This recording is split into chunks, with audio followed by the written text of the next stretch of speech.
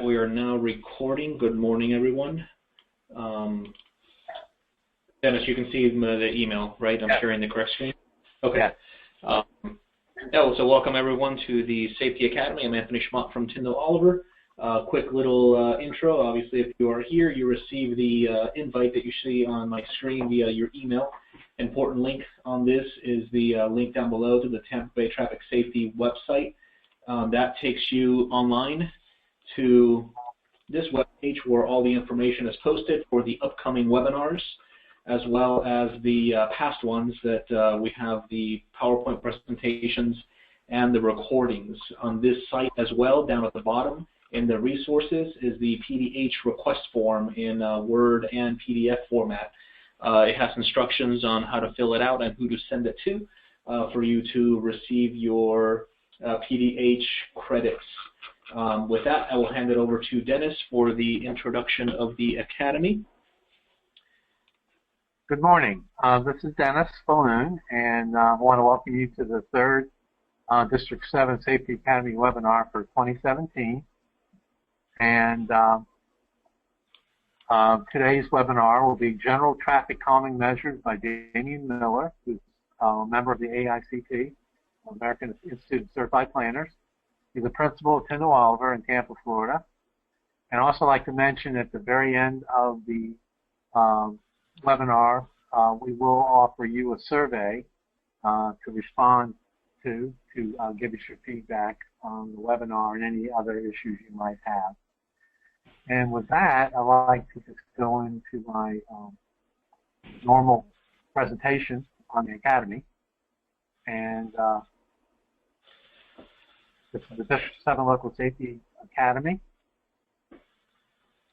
And it is offering you webinars that will provide you information on various safety-related issues to help to enhance your local safety program. This is the 5th year of the District 7 Safety Academy. Began back in January 2017 and goes through to December 2017.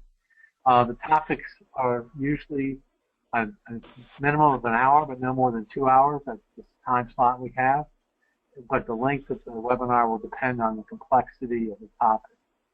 And if you have folks that want to register, you can go out to the Tampa Bay TrafficSafety.com webpage, and you can register there and find out information. As I mentioned today, we have the General Traffic Calming Measures webinar. And I also want to mention that these webinars are submitted for AICP credit, and there is a handout available for those that want to see the steps to go through and check on those on the webinar to get the credits. And also, we're going to post this out under the general resource section of the webpage. Also, if you're a professional engineer, you can get your PDHs for as a Florida PE, and you just take care of that dealing with information here, and you can also go out on the Tampa Bay TrafficSafety.com on the general resources, and the form is there and who you need to submit it to Larry Hagan, and he'll process that. And once again, this is my contact information should you ever have a question or need any kind of assistance. And with that, I'd like to turn it over to Damian Miller and welcome him to give his presentation. You can let him show the screen.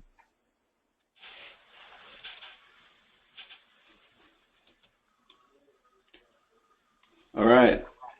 Looks like it's working okay. Good morning, everybody. Thank you, Dennis, for the intro. So we're going to talk about traffic calming today and a little bit about traffic management, two related topics. We're here, I guess this is the third one of the year so far. Yes. And got a good schedule coming up as well. So this presentation I've got is borrowed from Federal Highway Administration.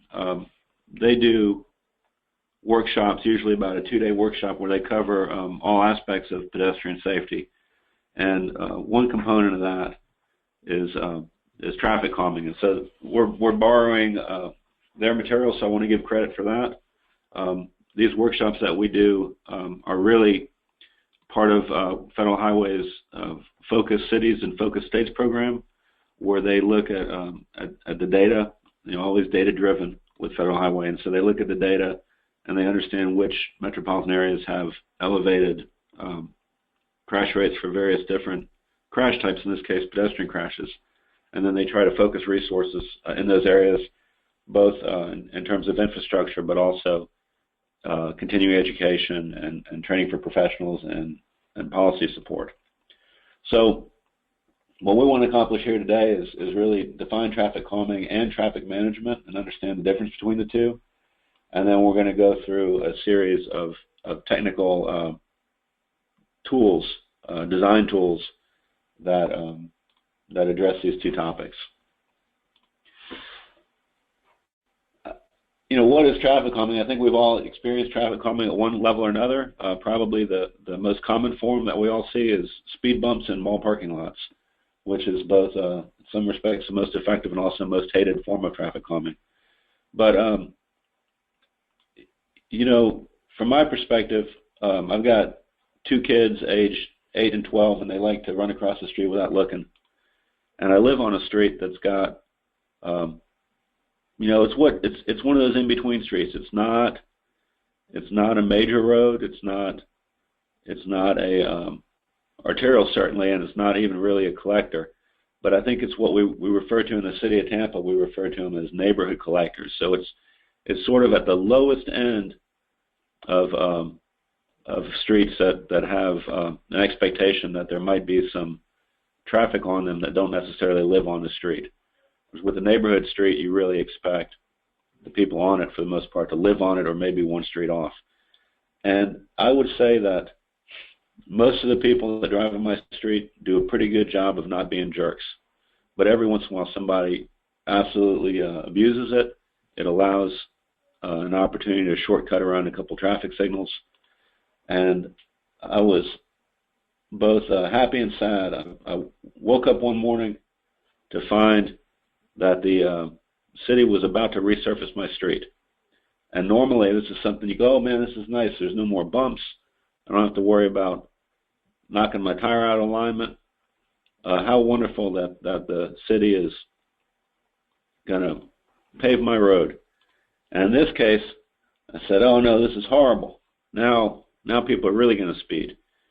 But it's been really nice for the last week or two because they scraped off all the old pavement and haven't put the new pavement down. And for a brief but dusty week, people drive a respectable speed. And that's, I guess, one example of traffic calming is, just having bad roads. And so we ought to never, devalue that. And we were talking a little bit about New Orleans earlier. My brother lives there, and they have chronically bad roads. After Katrina, they got so much money that they actually paved their streets. And the next thing you knew, they had to put in speed enforcement cameras because people in New Orleans didn't know how to drive on paved streets, and they all started going way too fast. So a little preamble. But basically, my point is that one of the things that makes my blood boil is when somebody goes down my residential street going twice the speed limit. At the same time, if you're trying to drive and you keep going over speed bumps and getting knocked around, that has maybe a similar frustrating effect. And so what we want to talk about is ways to help people act right and encourage them to drive in a responsible and respectful manner. It really is about respect for the neighborhood you're driving through, but at the same time not do so in a way that is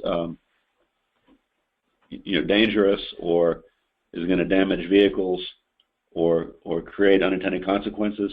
And as we go through this, we also need to think about emergency responders, fire trucks, ambulances, and things like that.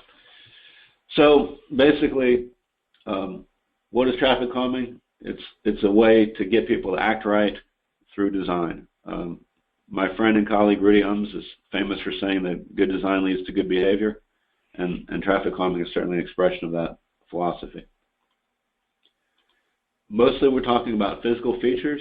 We're not talking about signs In some cases, you might use pavement markings to try to create almost optical illusions to have people drive slow. But for the most part, we're talking about geometry, physical features in the roadway.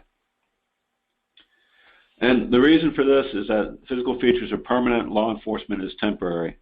When we talk about traffic and law enforcement, mostly we talk about speeding, and we use the term 85th percentile speed as a way of saying that, you know, this is sort of the natural feel of the roadway, and it's the speed at which, you know, basically all but the outliers, all but that, you know, standard, the people above the standard deviation drive below the 85th percentile speed.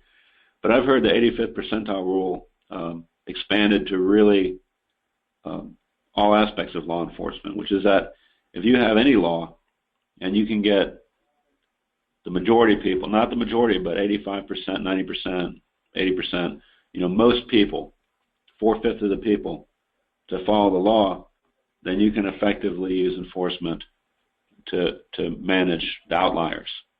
But if you have a law in place that doesn't have overwhelming compliance naturally, it's very, very difficult without, you know, almost a police state to achieve compliance. And so if we have roadways that are designed where people feel comfortable driving 35, 40 miles an hour, and that's really how they feel safe in their vehicles, it's going to be very, very difficult with law enforcement to get them to drive 25 unless you want to put cameras everywhere. And so doing a permanent geometric change to the roadway is a better way to affect that behavior change over the long term. So some of the key objectives of traffic calming are to increase visibility between pedestrians and drivers, and that really goes both ways. Limiting pedestrian exposure by shortening crossing distances, and probably centrally reducing vehicle speeds through the design of the roadway.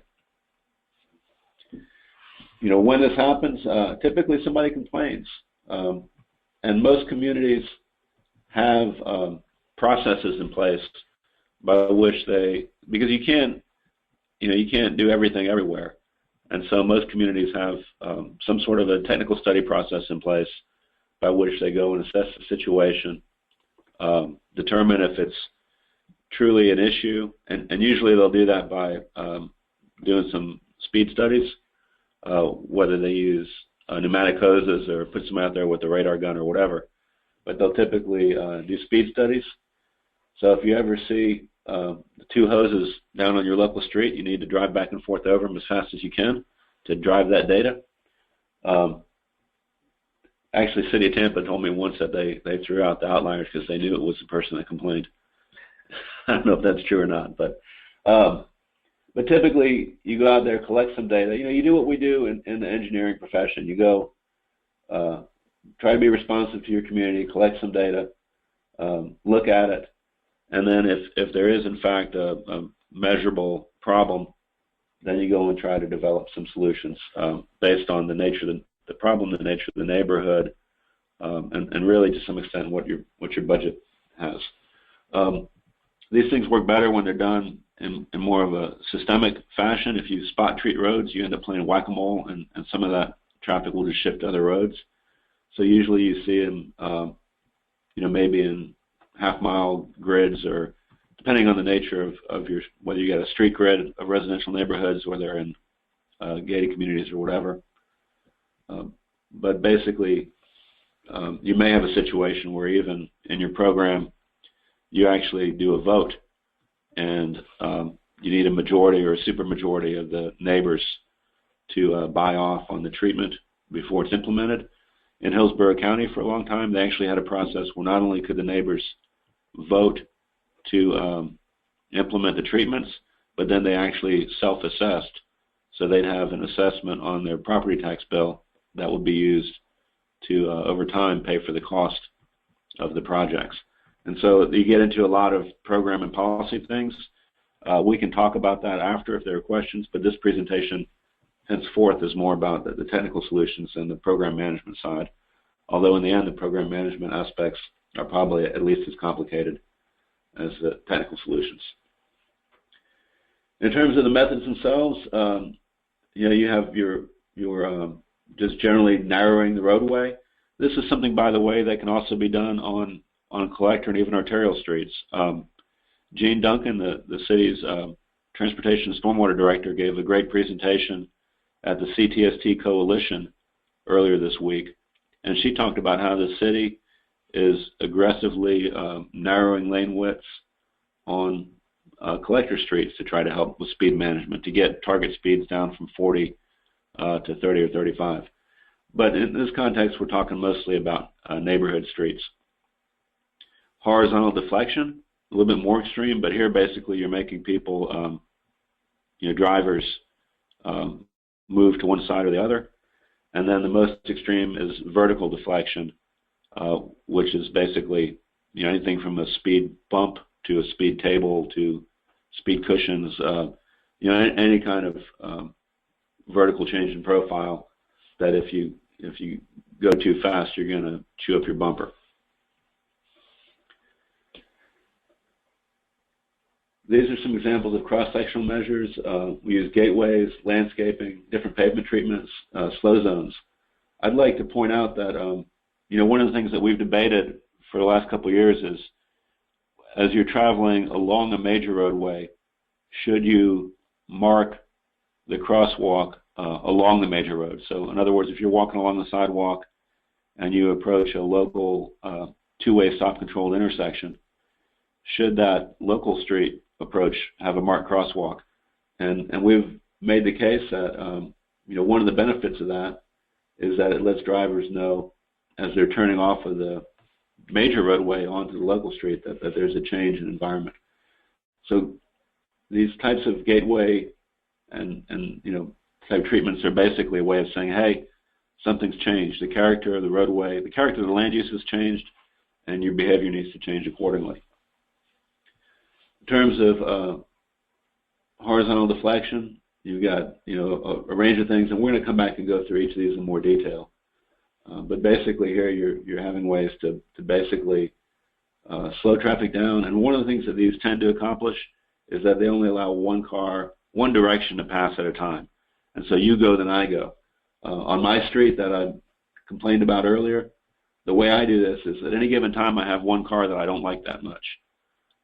It's the old car, it's the car that's got a dent in it, it's the car that I go to Home Depot to buy mulch in. And I will park all but two wheels barely on the shoulder and get that car out in the street so it almost looks like the picture on the very right.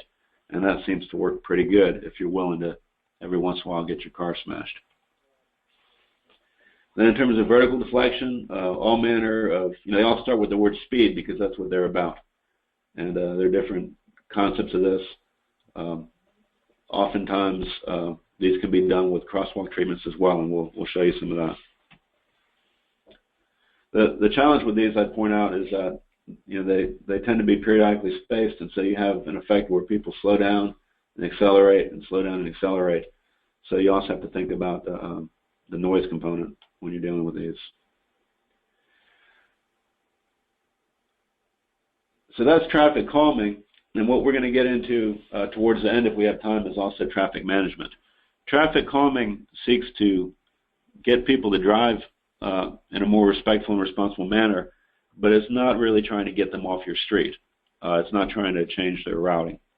Traffic management is more about keeping through traffic out of residential areas, I guess is the simplest way to put it. Or it could be, keeping through traffic out of a little quaint downtown area or something like that. It could be, also in a downtown context, but more often we think of it in a neighborhood context. And so here we're talking about diverters, street closures, turn prohibitions, things of that nature. And this is really when there's typically there's the bad traffic signal that everybody knows is going to queue up during rush hour, and it might take 2 or 3 tries to get through that signal. And boy, isn't it tempting to make a left and then a right and bypass that thing by taking full advantage of our neighborhood street grid.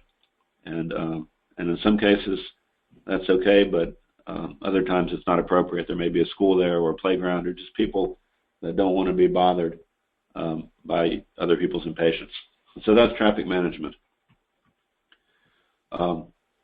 Generally, what we're talking about here is that in traffic calming, it's more about speed than volumes. Neighborhood involvement is critical. You really need to approach it technically and make sure you know what you're doing. There may be multiple goals involved. And, it's important that if you're going to put in these features, particularly if you're talking about horizontal or vertical deflections, that these are well lit, signed, marked. Speed tables typically have the thermoplastic chevron on them, and as those wear, there's nothing worse than running into some sort of deflection device and not anticipating it, and then ruining your car. Appropriate spacing, and do not under design. So don't go in there half-heartedly, because then you're just going to irritate people without achieving the goal. And really, in a community, there needs to be a community-wide systemic approach to these things, where you know whether you're doing calming or management. You have a strategy. You're not playing whack-a-mole, and so systems approach is critical. If you find yourself in whack-a-mole mode, you're going to spend time and money and probably not achieve the outcomes you want. So that's kind of a very long introduction. What we're going to do going forward is just kind of go through some individual treatments and provide some detail on each. So first we're going to talk about the cross-sectional countermeasures. Gateways is really about communicating that the land use has changed and your behavior needs to change accordingly. And these can be done with paint, or they can be pretty complicated features that have geometric qualities or overhead qualities or other things like that. So these just show various different examples from across the country, but just different ways to signify that something different is happening and you need to act right. In terms of cost, again, it can be basic signs and structures. You can spend a couple $100 on paint and a sign to tens of thousands of dollars on some ornate piece of public art. Another program I learned about that the city of Tampa is piloting, I guess at this point, is a local street neighborhood intersection painting. And so that's where the community actually comes out and uses special paint to create homegrown public art in intersections as a way of communicating that this is a residential area and needs to be respected. So there's different ways of doing it. Landscaping is another approach. Basically, we had some witty banter. I don't know how witty it was, but we had some chit-chat going before we went live with this. And one of the things we talked about was that in the overall practice of traffic safety, we talk about nominal safety, which is that I met my design standards, therefore it's safe. Well, maybe it is, maybe it isn't. Then we talked about substantive safety, which is actually your crash history. Are the usual number of people getting in crashes, or is there elevated, or are you doing better than average? And then there's another one that we don't talk about that much, but is perceived safety. And perceived safety is how a road user feels about their safety. And what I would suggest is that what we ought to be doing as designers is really thinking more about the perceived safety and playing with that. Because what we want to do, I hate to say it, is in some cases we want to create an environment where we've met our nominal safety objectives. So we do have good clear zones, and we do have wide enough lanes, and we have all the things that, based on the speed, the target speed that we're trying to achieve, really does create a safe environment for drivers and pedestrians. But if we can use features like landscaping and other tactics to reduce the driver's perception of safety, so in other words, to make them a little bit more nervous than they really need to be, we're probably going to achieve better behavior. We're going to have more alert drivers. We're going to have better speed management of things. And so landscaping is a way that we can play with the perceived safety by making the roadway, one, appear interesting, which tends to have drivers then pay attention to other aspects of it, but also to make the road feel a little bit more closed in. Having things that create that appearance of a closed-in, tighter roadway environment, but if you screw up and run over them, they don't kill you, is really an advantage. And so landscaping is a way to achieve that. Depending on the nature of the landscaping, it can be very expensive to install and maintain, or it can be relatively maintenance-free and low cost. It all depends on irrigation, and certainly we don't want to put in trees that are going to come bust up our sidewalks and get into our street drains and things like that. But there are ways to do it that are appropriate, and I would mention that whenever you do put in landscaping, particularly in a median area, you need to be prepared to maintain that so that a good thing doesn't turn into side obstructions for pedestrians and drivers. So there's an ongoing responsibility with landscaping as well. But basically, you can create a buffer between motorists and pedestrians, which has can be a physical barrier, if depending on the type of landscaping, but certainly a psychological barrier.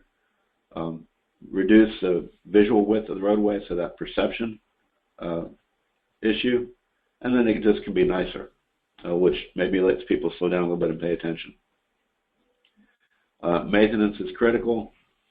Whether or not the private property owner is going to assume responsibility for that, or if the municipality or county is going to maintain it. And then just making sure that you don't create either, in a traffic calming area, we're probably not talking about fixed object hazards, because the design speeds are low enough where you don't have the normal clear zone requirements you would on an arterial street. But certainly you don't want to create visual obstructions or have long-term impacts on infrastructure. And again, a pretty wide range of costs. This slide is small. You can look at it later, but you can spend as much or as little as you want on these things. Paving treatments, again, about communicating visually, and these can be either just paint, or they can have a tactile or textural quality to them as well. But really about defining, whose space is whose. And so, we don't want to do anything that's going to have adverse impacts from an ADA perspective or create slip hazards and things like that.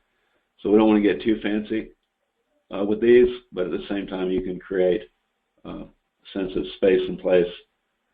Stamped concrete tends to be better than pavers, because the pavers usually are a maintenance nightmare. But again, making sure that you don't create rough ride for wheelchairs and strollers. Even if we're doing textured crosswalks in the crossing the road module for Federal Highway, we point out that while these things look pretty good from the pedestrian's perspective, you still need to apply the white reflective thermoplastic borders, because they're not particularly visible from the driver's perspective, and as they wear, as they get road dirt and grease and other things, they start to lose their contrast also. So, you still want to provide the retroreflective thermoplastic as well as the paver treatment. This just kind of talks about, basically some do's and don'ts for these sorts of devices. And then cost, basic concrete, stamped concrete, and then if you're talking about pavers or cobblestones or something that requires, humans to go in and install it with their hands, the costs go up considerably. Slow zones, really just changes in speed limit, and you're again creating those deflections, and this is a specific area where you're trying to really have a low speed. It could be by a school or by a park, but it's usually an area of special interest, and then you're really making it clear through your signage and then your design to physically enforce that behavior. And so it's a combination of traffic calming and management measures, and really just a combined effect to create an extra safe area where you're going to have a lot of traffic, a lot of pedestrian traffic. In this type of scenario, you would look at crashes, the geography of the neighborhood, and really this is about special attractions. The schools, senior centers, and then major transit stops could be a reason for this. And again, anything you do where you're trying to radically alter driver behavior, you need to have community support. If you've got hospitals are a mixed bag because typically when we look at crash data, the area around hospitals tend to have elevated pedestrian crash histories, but at the same time, you've got higher volumes of emergency vehicles. And so throughout, as you're dealing with traffic calming, you need to be thinking about fire, EMS as part of your stakeholder group. Those are road users, and they really need to be included in the planning and design phases of any of these strategies, especially if you're talking about traffic diverters. Designing those things so that they can be maybe mountable by a fire truck, but not for the general driving public, things that you want to consider. I'm going to skip through this case study. We can kind of go back and look at that later. But whenever we use New York examples in Tampa, people tend not to take them with a lot of credence. We'll talk about horizontal deflection now, mini circles, chokers, chicanes, serpentine streets. I always wonder about that. Chicane is a word that comes out of Grand Prix racing. So I always wonder if there's always the one jerk that's going to see how quick they can go around it. But we think most people, works on most people. But yeah, I don't know about using a racing term for traffic calming. Nonetheless, they seem to be part of our toolkit. A mini circle is not really a full traffic circle in that you're not. It's not designed. And let me see if I can explain this. It shares similar physical features. You can see the picture on the left, that there's an apron around it for maybe people towing trailers or the occasional UPS van or whatever, the larger vehicles, garbage trucks. But whereas in a traffic circle, you can have traffic circulating around, you merge in freely. A mini circle really functions more like a four-way yield, almost a stop condition. You don't have that splitter island in the approach. In fact, you see the opposite, where the approach is choked down. And so the idea here is to allow one vehicle at a time to occupy that intersection, and then create that horizontal deflection to slow traffic. And so it has some of the traffic slowing features of a conventional modern roundabout, but at the same time it constrains the flow through the intersection, whereas a modern roundabout has more capacity than a four-way stop. So it's a hybrid device. The challenge here is really understanding your vehicle types. Your standard design vehicle is going to be a typical passenger car or light truck or an SUV. But if you've got, you're always going to have garbage trucks, delivery vehicles, those sorts of things as part of your mix. And so you need to make sure that they can navigate this without running up over your curb. You see the light pole and you see the little hazard sign on the right picture. And then there's T-ball stands with the little batons and a tree in the middle.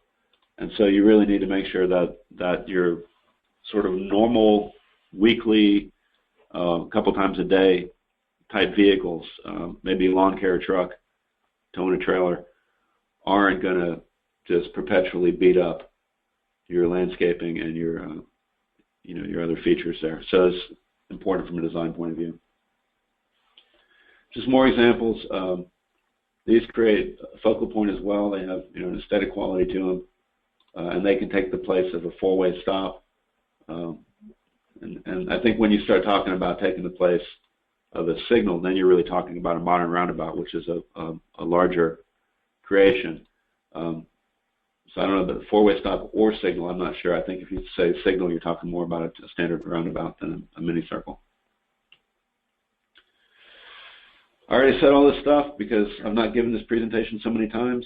but you get the point that you really need to think about sort of the typical design vehicles, and then also, who's going to maintain any landscaping or features that are part of that.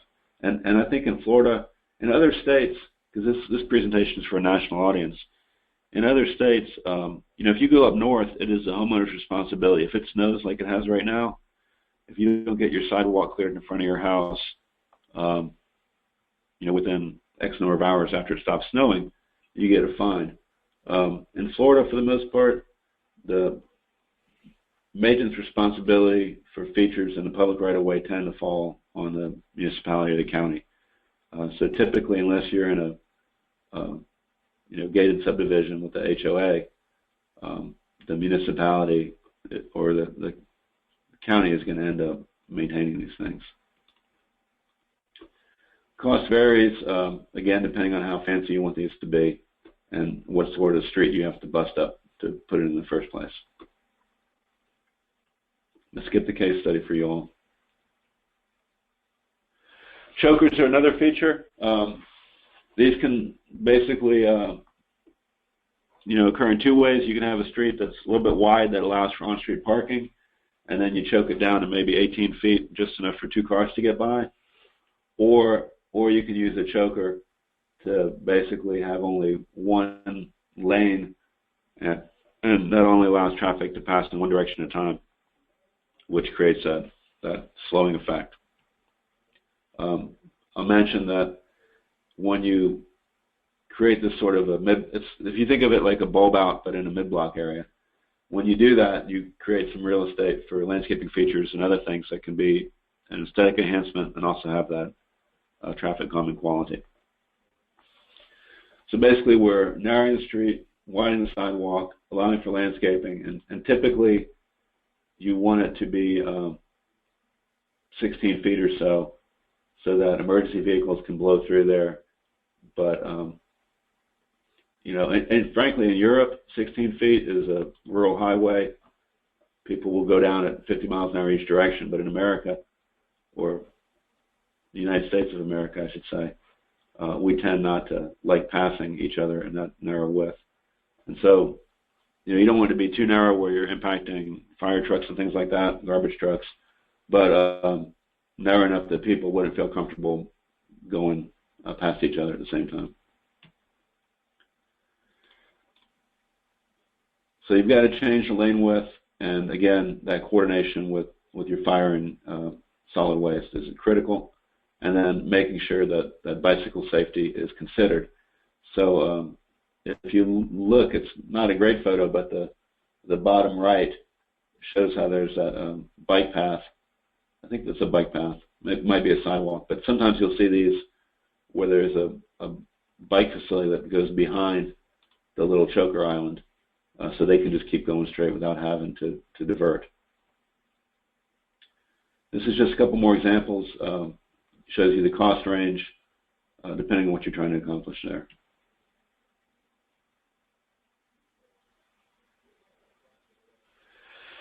Chicane is similar, but you're creating sort of an S-type movement. Bottom left shows you, implementing this without impacting your drainage situation. That's always a consideration. You might get leaves trapped back there, but that's not the worst thing you can have happen. But again, you're just trying to create a horizontal deflection to get people to wake up, pay attention to what they're doing.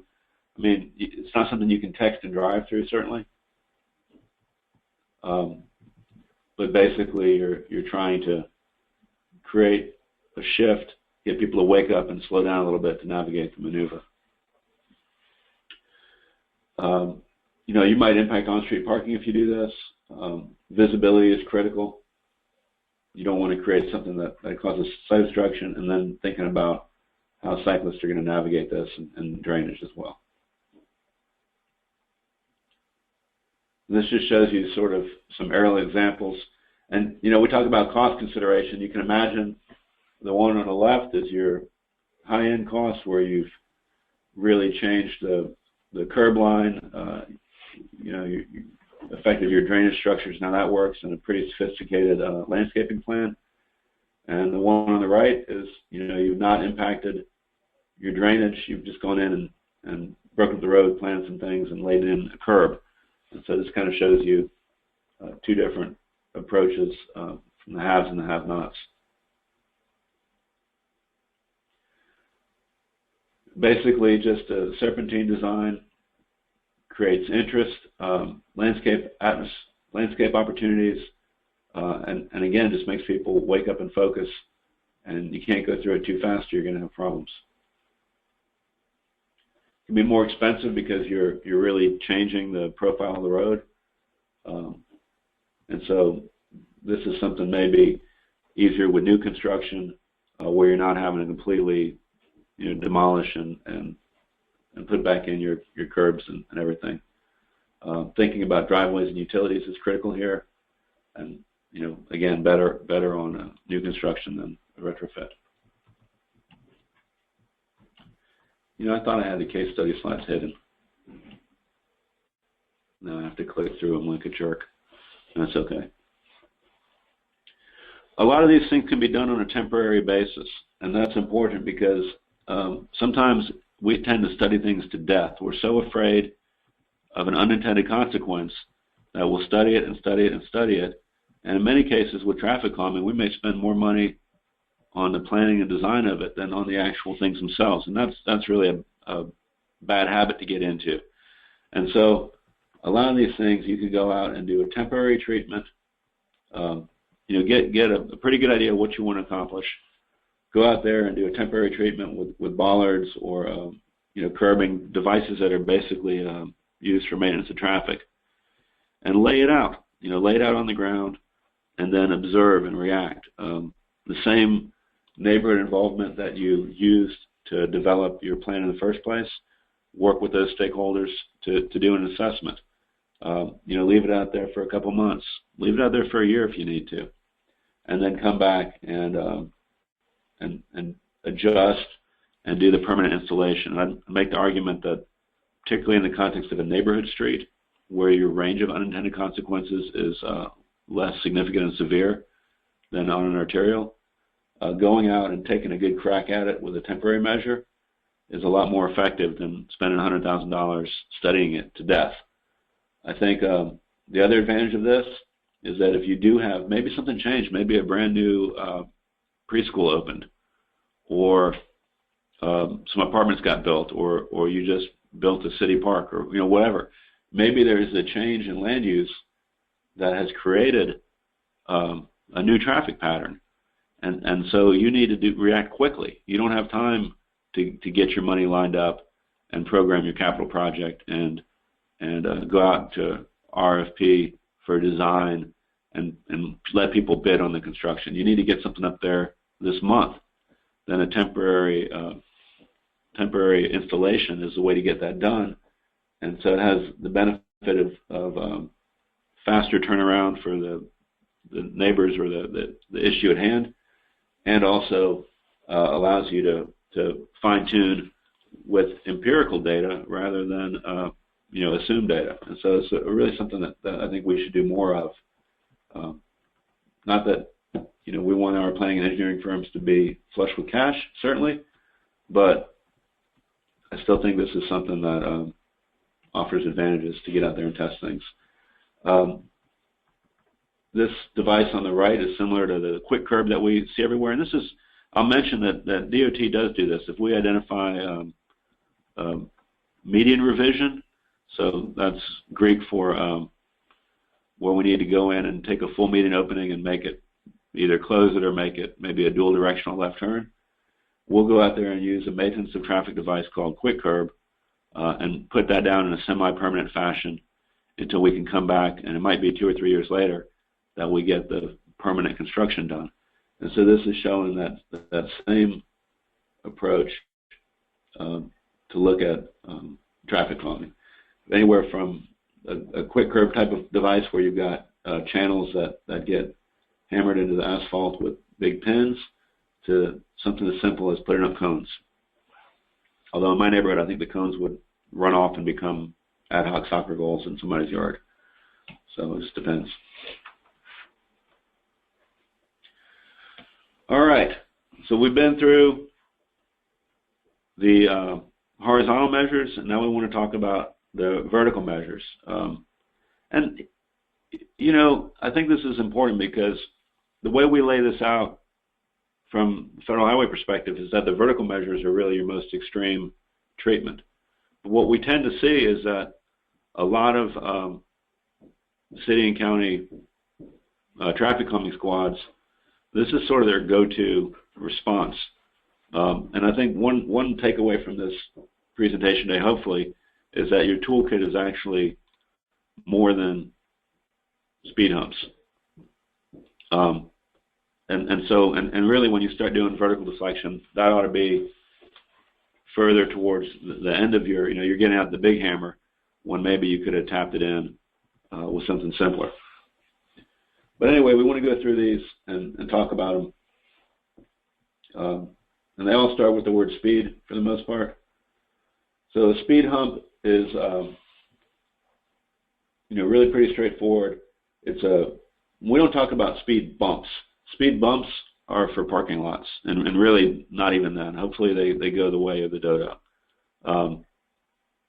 So a speed hump is something that it's basically a curved hump in the road, maybe 6 inches high. And the way I think about these things is what gear can you go over them in? And this is probably a second gear device. You're bringing the speed at which you can navigate this down to maybe the 10 or 15 mile an hour range to go over it comfortably. I mean, if you want a big 4x4 truck, you might knock it out for fun. But most cars are, more modest trucks and SUVs are going to want to get down to about 15 miles an hour to deal with one of these. Typically, they're asphalt, 3 or 4 inches high at the center, so we're not talking about real extreme.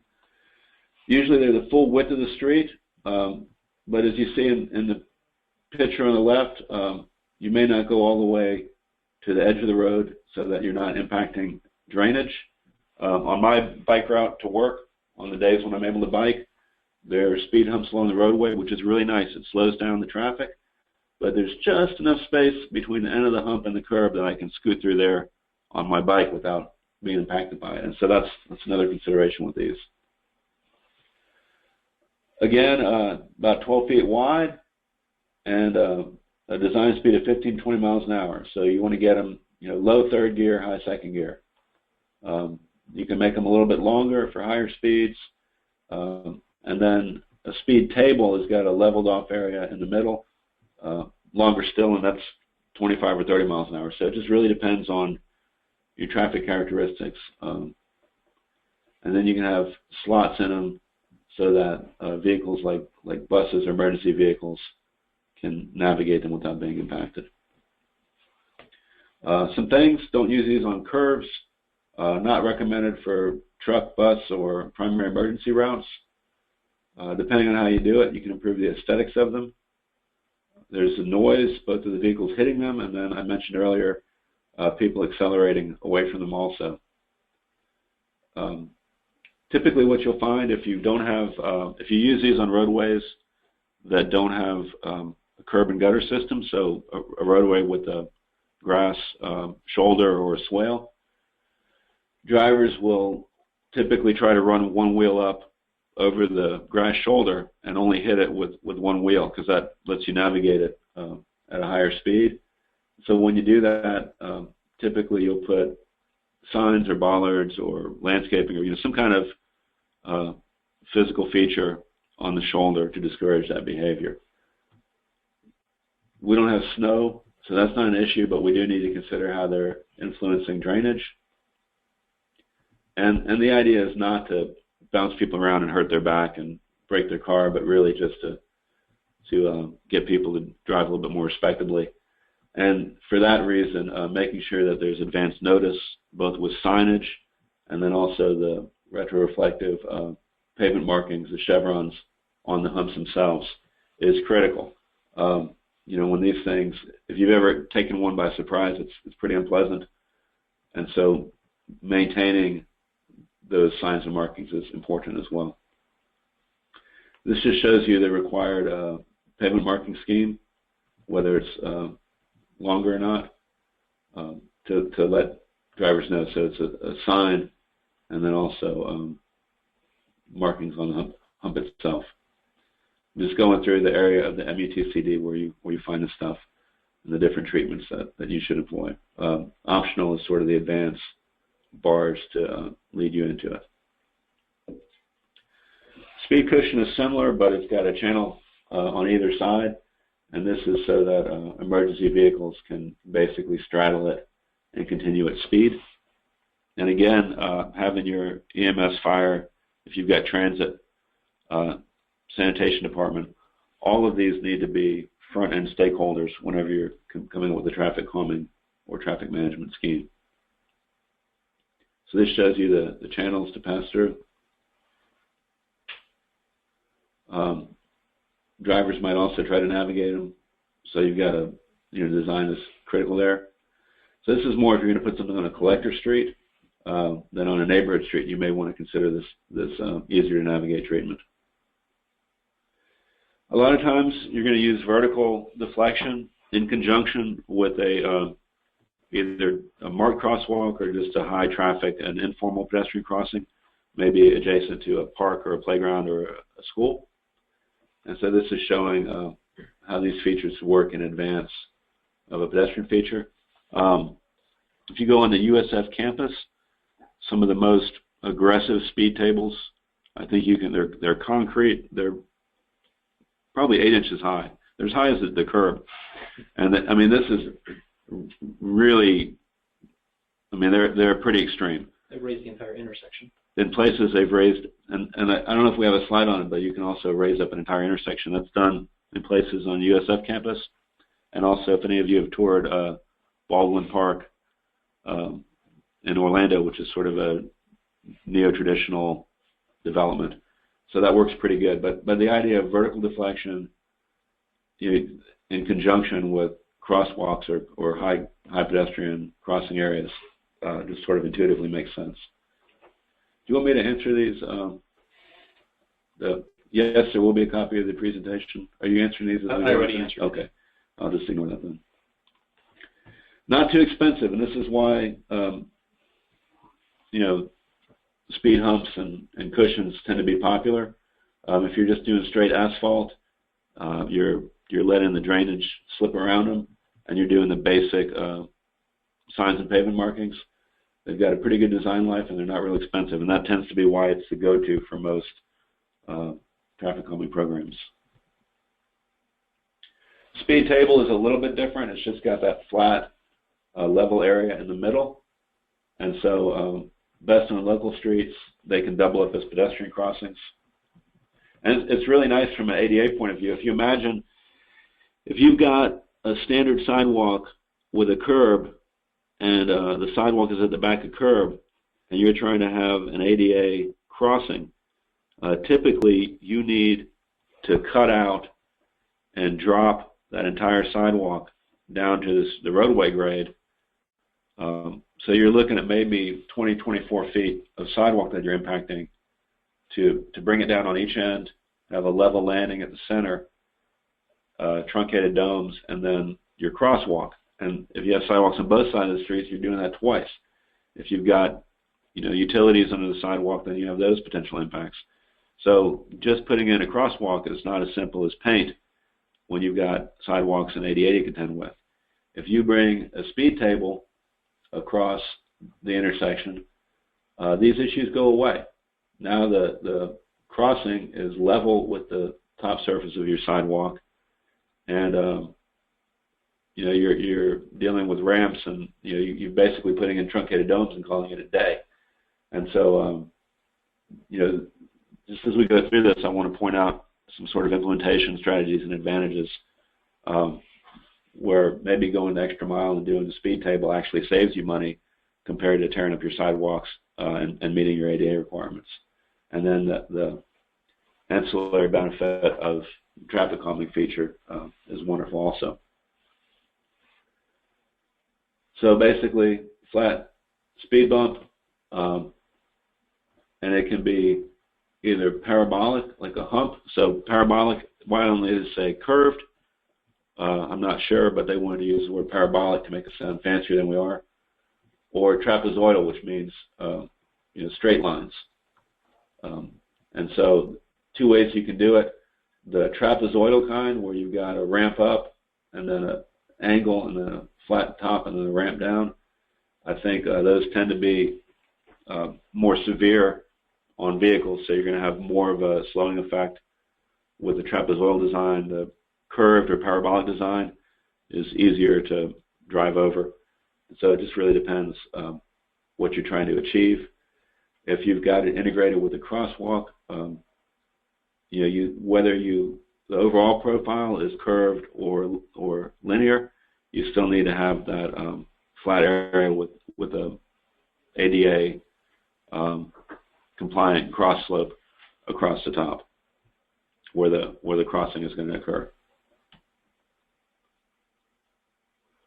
And the picture here shows, we don't want you to think about these things as, oh, you can do a speed table, or you can do a chicane, or you can do a choke point. This is showing how these things can work together to create an overall environment and really mutually reinforcing features for better outcomes. Some basic things here. Won't use on a curve. Again, trucks, buses, emergency routes. Aesthetics, there are aesthetic opportunities in these. Noise, really all the same features as you have with the speed humps need to be considered here. If you're doing a speed table all the way across, you may be impacting drainage. You could possibly do a slot through it, but the speed table is more likely to have drainage impacts than a standard speed hump. And then more expensive, particularly if you're dealing with drainage issues as well. And this just shows you, because in most cases you are blocking the flow, but in this case they've got a modified inlet to help work with that device. Similar pavement markings to a speed hump, and similar signage. These signs show it where it's being used as a crosswalk feature as well. Still relatively moderate cost. I would assume that the costs here don't include modification to street drains, which would start driving your cost up pretty quickly. And these can be done as a raised intersection as well. There are temporary installations for speed humps also. This is a kind of a hard plastic type device that nails down to, bolts down to the pavement. And so this is just showing, another way that these types of vertical deflections can also be incorporated in a temporary installation, either to accomplish a fast turnaround and or to fine-tune your strategy. Or maybe it's a temporary, if you have an event. We had the Gasparilla Music Festival here, where you have partial street closures, and maybe you're temporarily taking something that normally functions as a major collector or an arterial, and it's going to be a high pedestrian traffic area for a weekend or whatever, and these devices can be used to help modify driver behavior. The bolts do damage the pavement, and so that's a consideration. Okay, so that's really the end of the traffic calming measures. We talked a little bit about the overall strategy and philosophy, and then went through the different devices in some detail. I think we're only at 11 o'clock right now, so what I'm going to do is maybe take another 20 minutes and talk about traffic management, which is, again, really changing the traffic patterns, and then we'll probably wrap up and we can go into questions at that point. Does that work for you, Anthony? Yeah, that's good. Okay, cool. So we'll just keep going. Again, traffic management is about changing where the cars go, whereas traffic calming is not really trying to influence volumes, but it's trying mostly focused on speed and also attentiveness. I think that's important to point out. We always talk about managing speed, but one of the things we're really trying to do is get people to wake up and pay attention and keep an eye out for kids and dogs and generally people walking. Traffic management, we're going to talk about 4 different tactics, diverters, full street closure, partial street closure, and turn prohibitions using signs. Real straightforward, basically trying to get people not to go through your neighborhood. I want to point out that when we talk about traffic diverters and street closures, generally we don't mean for cyclists and pedestrians. In fact, these types of devices work really well, and I don't know if we have done or will be doing a module on bike boulevards, but it's something that more and more is coming up, where you're taking either a minor, almost a neighborhood type collector or a neighborhood street, and preferencing non-motorized traffic, specifically bikes. And the way you do that is about every quarter mile or so, you're trying to make the street so that the stop control is on the intersecting streets so that a cyclist can continue and conserve their momentum. But once you do that on a local street, when you make it the street that's free-flowing at the two-way stop-controlled intersections, cars tend to really like that, and so they start cutting through and using that as a cut-through street. So the way you mitigate that is about every quarter mile, you go in and do a diverter where you prohibit through traffic, and that discourages people from using it as a cut-through, maintains its utility for accessing, branching out to other residential streets, and then preserves it as a throughway for cyclists. So you can see this treatment here where you're diverting automobile traffic, allowing for bicycle traffic, and you'll note that this is a mountable curb, so a fire truck, ambulance, what have you, can blow through that if they need to. So just a couple of things. Again, trying to keep us focused on the big picture as well as the topic du jour. Real simple, diverters are typically raised islands at an intersection that prevent specific movements, whether it's a through movement or a turning movement or whatever you're trying to accomplish. Diagonal, star, forced turn, and truncated. Hopefully we'll go through those. Diagonal basically diverts the through movements into right and left turns. So it's diagonal across the street. Star is in the intersection and forces right turns on each approach. Truncated diagonal has, basically allows some additional turning movements, and then there are other devices depending on what you're trying to accomplish. Under almost all circumstances, these should provide full bicycle pedestrian access, and what I said before is I think that they should also allow emergency vehicles to navigate them if they have to. So, that's an important consideration. They impact residents more than through traffic. Unless the majority of the traffic is, so you're really talking about a collector street where most of the traffic is not local residents, these are going to impact the residents. And so their buy-in is essential. You may want to consider traffic calming features before going to traffic management features as either a temporary or preliminary feature. And I think, you can look at situations where maybe something has changed on the arterial street grid that warrants this. Maybe there's a brand new shopping center and traffic around it's really lousy. Could be a Trader Joe's maybe, and everybody wants to go there and get their cheap wine. And now all of a sudden you've got a cut-through traffic problem that didn't exist before. Or maybe you've done something, you did a road diet on a parallel collector street because you're trying to allow for better mobility, but now people are diverting. So a lot of times it may be because something else has changed in an adjacent major roadway. Now all of a sudden you got this traffic issue and you need to react, and you're really looking to restore equity for a neighborhood that's been adversely impacted by something that happened adjacent to them. So you get into sort of the philosophical or policy reasons why you do these things.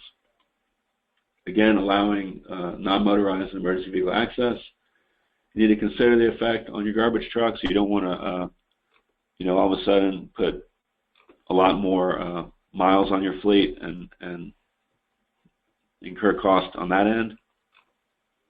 Doesn't necessarily address speeding, because if you're doing traffic diversion instead of traffic calming, then the people that are driving there can still drive at speed. So mix of strategies, just know what you're doing and understand the purpose of the different devices. Can work with other things. And again, this is something you want to take a systems approach at. If you just do one intersection in a neighborhood, you're probably just moving the cut-through traffic to the next block. With all of these things, the cost, and I wish these little graphics had been on the other slide to help illustrate, but you see the diagonal star, forced turn, and the truncated diverters.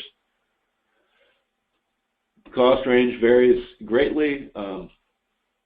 It depends how rich your tastes are in terms of landscaping or textures or materials, but probably with any geometric design consideration, the biggest cost consideration is going to be impact on drainage and utilities. So where you can avoid that, you can keep your costs down.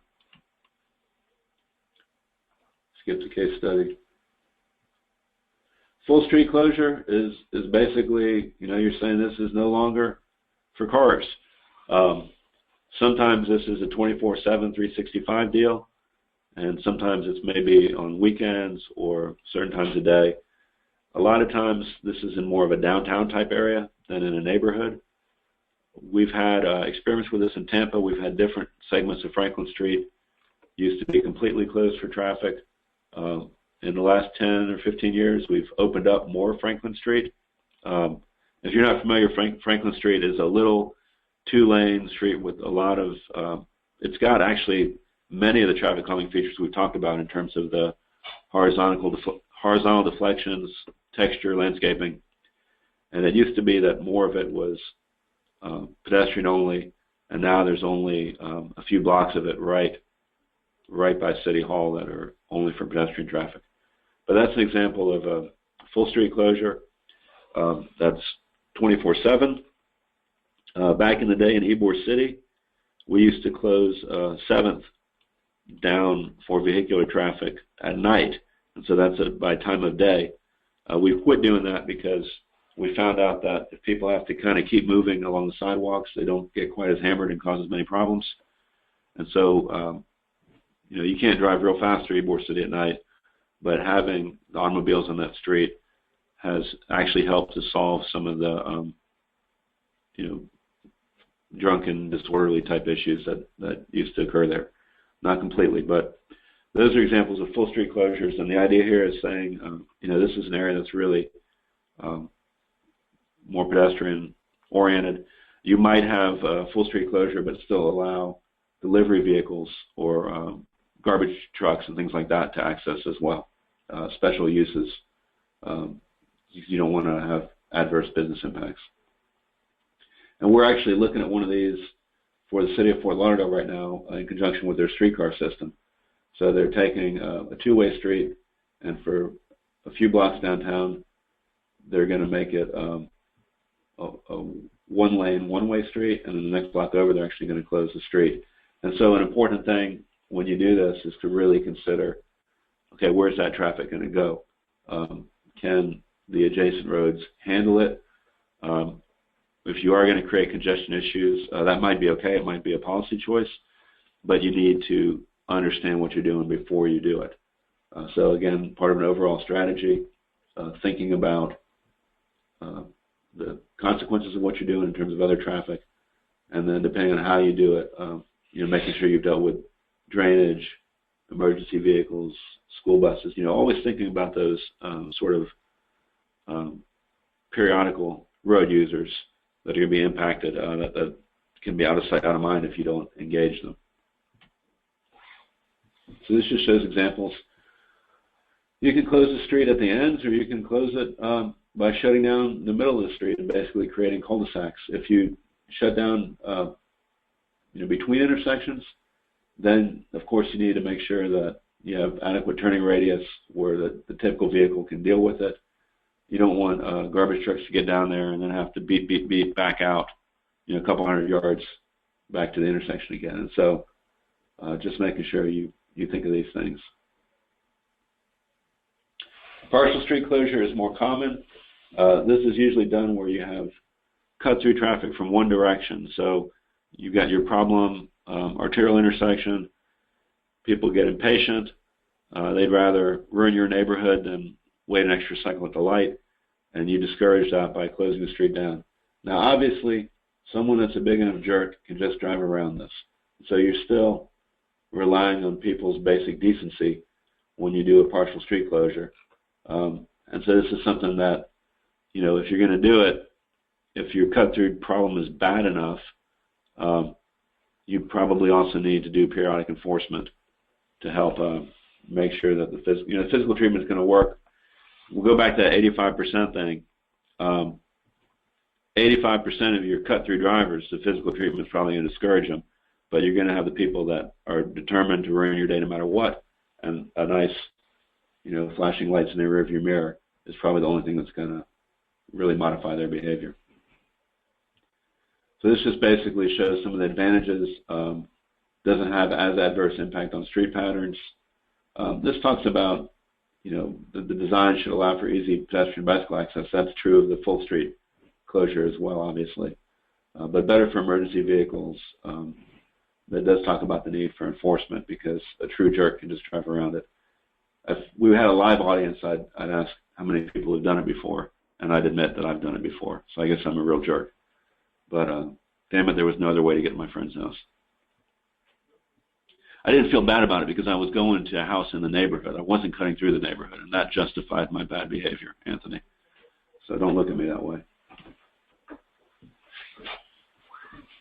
So similar issues on all of these, considering, you know, unintended consequences, adverse impacts. I think I probably said it 20 times that making sure that you've got your stakeholders on the front end is a heck of a lot better than having them after you've done something and regret it. Cost varies. Same cost considerations. Are you impacting utilities and drainage? Then very expensive. Or do you have a really elaborate landscape scheme? If not, these can be done relatively low cost. Left turn prohibitions are another way to keep people from blowing through a neighborhood. We have these actually in my neighborhood. If you're familiar with the intersection at Hannah and Florida Avenue, right there by the very popular local beer store and the very popular local dry cleaner. There's a left turn prohibition. At that location, I think it's more because there's no turn lane, and the one person that tries to turn left really jams up traffic on Florida Ave. But it's also a way of trying to spread out traffic entering the neighborhood so they don't all dominate the one street. A lot of times, in fact, this is a good example. At that street, the road off to the left dead ends into the neighborhood, and it serves as sort of that. It's one of those in-between streets. It's not a collector, but it's got the stop control is on the crossing streets. People speed on it. You can run for about half a mile into the neighborhood until you get to the river on this street without incurring a stop sign. But nonetheless, it is a local neighborhood street. It doesn't have a yellow line down the middle or a white line down the middle. To the right, Hannah goes underneath I-275. It goes past schools. It connects you to the grocery store. And then it goes on out to the east, at least to 40th Street. I mean, it goes several miles, and it's a true collector roadway. And so when you have that asymmetrical relationship where the street on one side is really a collector or a minor arterial, and on the other side it becomes a local neighborhood street, that's where this type of turn prohibition really makes the most sense. You need the traffic signal because of the right-hand side, but because there's a traffic signal, it tends to focus neighborhood traffic on it when they could use any of the streets before or after. And so you're trying to moderate that effect. Again, making sure that while we don't want the cars to do it, we accommodate for cyclists. This can be done, just with the signage, or in some cases you can use median features to facilitate this. Again, this impacts residents more. I would many times like to make a left turn on this street, and truth be told, if there's no one behind me, sometimes I'll sneak and do it. if I can, hit it on the run without having to stop and hold up traffic. You need to think about impacts on parallel streets. Again, it doesn't change the way people drive once they get on that street. It just reduces the volumes on it, so you need neighborhood support. Is there something else you can do? Maybe a peak hour restriction is more appropriate than 24/7. And always, every one of these is going to have that bullet that says, think about your occasional vehicles. These show you examples of signs using a time of day. Again, this is something that, needs to be enforced periodically. Although I can tell you, at the example I mentioned on Florida Ave, if someone posts up there to make a left turn, they will get the horn from the driver behind them. And I think once someone sat there forever trying to turn left where they weren't supposed to, and I'm not particularly proud of it, but I think I followed him home and yelled at him out the window very politely. I didn't use any swears. I just said, hey, you can't turn left there. It slows everybody else down. And they apologized, but I don't think they meant it. They acted like they didn't know, but I think they do it every day. But I've not followed them or stalked them or anything like that since, because that would be inappropriate. Just other examples of sign prohibitions by time of day, showing different ways you try to keep people from doing what they want to do. Signs are cheap, but if you start putting in geometric features to make the sign more effective, then you start spending money doing that. Consensus is critical. If you have a strong neighborhood association or homeowners association, that's obviously a great starting point. But you can have situations where the busybodies that take over the HOA don't necessarily represent the will of the people. And so you can't rely on that. You can use that as sort of a put your toe in the water, a litmus test, canary in the mine shaft, whatever metaphor you want to use.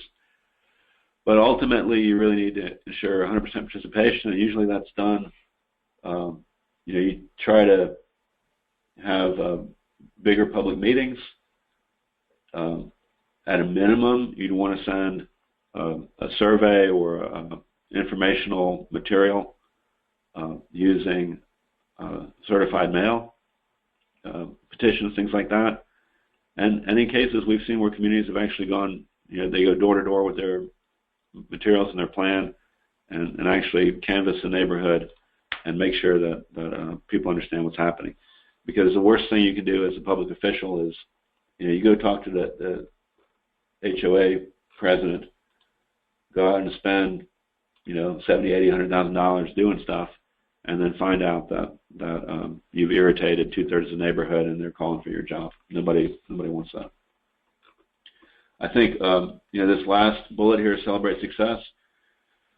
People are often they'd rather put up with a known unpleasant situation than risk the fear of the unknown that really paralyzes people.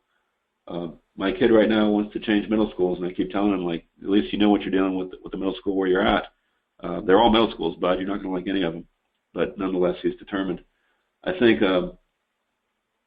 if you have great examples from other neighborhoods, there may even be an opportunity where if you have someone that you converted before, they can be your best testimony. And so you can take past success and build on that and use the prior success as a way to help assuage the fears in the next neighborhood you're trying to deal with. But documenting the consent of the neighbors is important. And this isn't to say that it's always necessary to have 100% buy-in from residents. If you're dealing with a documented traffic safety issue where lives are at stake, you may need to act on the, using professional judgment and the authority of your office. But for the most part, all else being equal, it's better if you have the buy-in.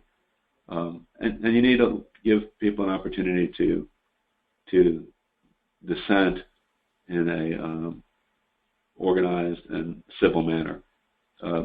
City of Sarasota is great. Before every city commission meeting, everybody has to kind of agree that while we may disagree, we're going to treat each other with respect, and that's the way that this needs to happen. So that's pretty much it for me. I think hopefully we've explained what traffic calming is and what traffic management is, and explained the difference between the two. One is mostly addressing speed and attentiveness, and the other one is addressing volume itself. You've got some overall considerations in terms of the severity or effectiveness of your countermeasures, whether you're just tightening up the road through lane width and landscaping, creating horizontal deflection, or creating vertical deflection, and then the same thing on the management side. How aggressive are you being in diverting traffic?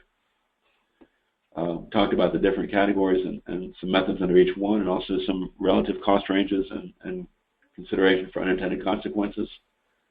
And hopefully now you know that your toolkit is more than speed tables or speed humps, and probably each of you has a situation in your own neighborhood where you live where you'd like to see some of this done.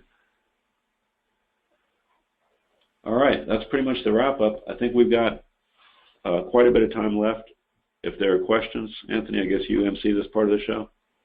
Yeah, right now there's nothing in the chat, but we'll give folks a few minutes to gather their thoughts. And I had a question, WT, not WT, Demian. Either way. Either way. He'll be so offended. He will be. Well, you were talking engineer, so just thinking engineer. A municipality that's interested in getting started, or that has just barely gotten their foot wet, what's the best approach? Do they just sort of shotgun, try a couple different things in a couple areas, see what works? Do they pick one countermeasure and kind of systemically do that and along a corridor? Do they do random intersections? Do they have a plan? Do they? I know you mentioned whack-a-mole. It's not. That's a really broad question, I think. At the end of the day, it's going to come down to money, and I think that you have to, whether it's neighborhood traffic calming or sidewalks or any type of interaction between public works and the community, you have to have somewhat of a documented process and a systemic approach to avoid the squeaky wheel theory. Yeah. Now, to be honest, I think most communities keep a little pot of money on the side to oil the squeaky wheel, because it's easier to do that than it is constantly fight and argue. But you don't want that to dominate your program. And I think anything that you would say, and I didn't mention this, but anything that you would say about traffic calming, you could also say about your sidewalk program. We did some work for the city of Tampa a few years back with the MPO, where we looked at, not looking at their arterial street system, but really looking at the collector and sort of some of the more significant neighborhood streets. Where would you have bicycle and pedestrian investments? Where would you maybe do shared lane arrows or bike lanes or sidewalks? And when we got into the neighborhood part of that, one of the ideas we had was to say, where have you had requests for traffic calming? If you've got a street where people are clamoring to have speed humps and you don't have a sidewalk, maybe you don't need speed humps. Maybe you need a sidewalk, and vice versa. So the first thing I mentioned is that your sidewalk program, your multimodal mobility program, and your traffic calming or traffic management program, hopefully, organizationally, those are all under one roof, so that the management team that's making decisions about one also has control of the budgets and decision-making for the other. So the first piece of the advice I would have is to make sure that that's all taking place within one column of your organization. Then there are two approaches. There's reactive, where you've got neighbors complaining, either complaining to you, complaining to the city council or the commission, complaining to the mayor, complaining to a website. More and more we all have customer service websites with different categories. So you can have a complaint-driven system, but you can also have a proactive system. And I'll kind of explain. I think we all understand what the complaint-driven system is. If you have a bunch of people calling you up, bending your ear about it, then at that point, you need to have your evaluation process. Are you going to go out there with radar? Are you going to go out there and set hoses? How are you going to assess Is there an inappropriate volume on the street? You know, a local street ought to have, you think about a local street grid and how typically you're going to have some sort of a collector type road every half mile or so. If it's single family residential, you can almost add up the number of houses that would be between more major roadways. Look at the trip generation. It's about 10 trips a day from a single family detached home. And you can make some assumptions. If you've got a half a mile, I'm going to do some math in my head. If you got a half mile, that's 2,500 feet. An average lot is about 50 feet. So what's that? Oh, I just can't do it. I screwed up. For a mile, you have 100 houses in a mile, right? 5,000 divided by 50 would be 100. So you're talking about 50 houses on each side of the street. That's 100 houses. 10 trips a day, that's 1,000 trips. So if you go out there and you've got a neighborhood street and there's 800, 700, 1,000, 1,200 cars on it, you don't have a traffic management problem. Now, if those cars are going way too fast, you have a traffic calming problem. And so you can assess that, and you go and put down a hose that costs $100 and you do it. And then you go from there with your strategy. And I think we all get that reactive approach. And you can probably, if you don't have a process and a documented, written approach to how you're going to technically assess that, you probably go look at your neighbor, and they probably have one, and pull it together. What I think is more interesting is a proactive approach. And typically the way you would approach that is you'd say, where do I have streets that make a long run where I'm likely to start? You can look at the topology of your street network and see where you've got those streets that are sort of on that borderline between being a neighborhood street and a collector street. And you can pick those out. You could look at neighborhood streets that are signalized where they intersect with the major roadway. You could look at where you've got congested intersections. And if you've got a good neighborhood street grid, a grid street network, and you've got a bad congested intersection, odds are you've got some cut-through traffic issues. And so I think you can also be proactive about this. One thing that is sort of buried in the City of Tampa's comprehensive plan, but it's a concept that we looked at, was if you've got a developer coming in and they're going to add more traffic, maybe there's nothing they can do to fix that intersection, but maybe they can make some investment for traffic calming or traffic management locally. So I think those are two different parts to it, from whatever your question was 15 minutes ago. Yeah, no, that's a good little summary. Someone in Orlando is asking if you're available to drive around and follow citizens to their homes and tell them that things are doing in a calm and compassionate way. No, I would never be polite to an Orlando. No, I'm just kidding. No, I mean, that's not the way you want to do it, you know, but I guess that's the point I started to make at the beginning. I mean, I don't own a gun, but the only people I've ever wanted to shoot in the last year are people that speed down my street. You know, because it's like a threat. It's almost like, I had a friend once say, would that be a stand your ground case? You know, if you're in the road where you legally have a right to be and somebody's driving towards you at great speed in a car, could you just shoot them? And that's how mad it makes people. I mean, I'm not going to shoot anybody. I'm a relatively stable person. But that's how mad it makes people. And it's like, you don't want to have that level of tension. And if you can go out there with a little bit of asphalt and a couple signs and not have people feel like they want to murder their neighbors, that's a good thing to do as a public agency. So no, I'm not going to drive around Orlando and yell at people. But I think that what we want to do is if we can do some relatively low-cost engineering treatments, keep people from feeling that just visceral anger, then we ought to do it. Are you aware of any grants or any federal funding or any? Because maintenance obviously is a thing gets added with the landscaping. With for is there any assistance for agencies that are already strapped for cash? I'm not aware of federal funding. I know Highway Safety Improvement Program funds can be used on all roads. It's not limited to the federal aid highway system, your major roadway network. That being said, traffic calming for the most part is not a response to a crash history. Mm-hmm. I mean, if you've got a crash history of pedestrians getting run over, then you need to deal with that. And you could apply for Highway Safety Improvement Program funds to do that. But for the most part, it gets to be a pretty gray area. And Anthony, you know this better than I do because you're doing the benefit cost justifications and things like that. 99% of the time, you're not going to be able to BC traffic calming features. Occasionally, you may be able to. Now, more and more roundabouts have good reductions. Roundabouts do, but typically roundabouts. Remember, we're talking about local streets versus collector streets. So if I'm putting a roundabout on my collector road grid, that's a thoroughfare. Traffic calming is more about your non-thoroughfare streets. More and more, we talk about using systemic approaches.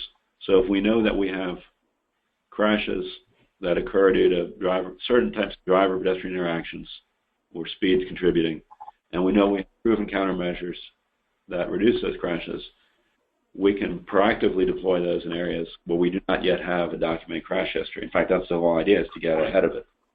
So in some circumstances, you may be able to look at Highway Safety Improvement Program federal funds for traffic calming, but generally, if you have a good, well-thought-out, comprehensive safety program, those are going to be at the bottom of your list.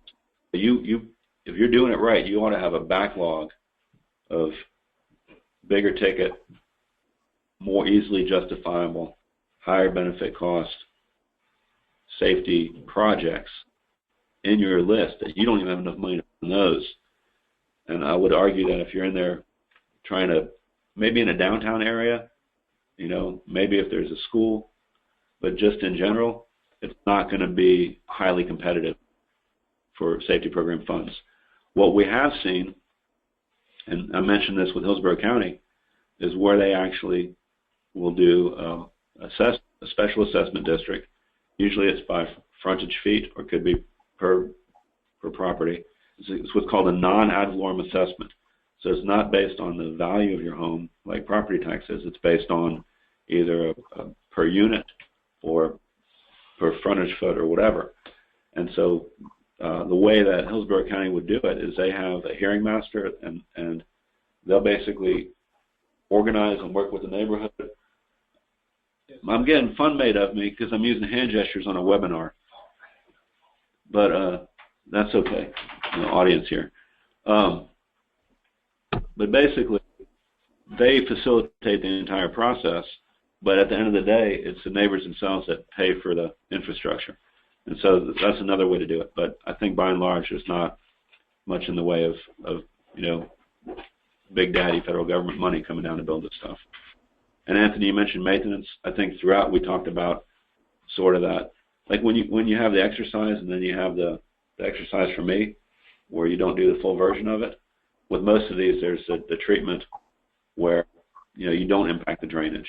You keep it at low cost. You moderate and minimize your ongoing maintenance responsibilities by maybe tweaking the design a little bit, and that's certainly worth it in the long run.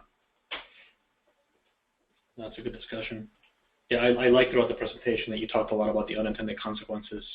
That's one of the things that I wrote down to ask you about, but you basically basically mentioned that throughout. I mean, that's critical. So, is there any more questions, Anthony? There's nothing else from the audience, so we can stand line for a minute. Damien, I really appreciate your presentation. I think it was, I would say, an eye-opener for a lot of people, because I think sometimes you need to approach situations differently, and this is a good example of that, especially when it comes to safety on roads. Well, thank you. Guess we can all go to lunch a little bit early now. Beat those thespians out the door. Yeah, beat the drama. For those of you in downtown Tampa. I'll go ahead and recording. Go ahead, Dennis. I was just going to say, for all the attendees, appreciate your attendance today. And the next one will be on April 19th. And that webinar will cover signal timing and phasing and the impact on safety. So look forward to your attendance. Thank you. Thank you, everyone. See you next time.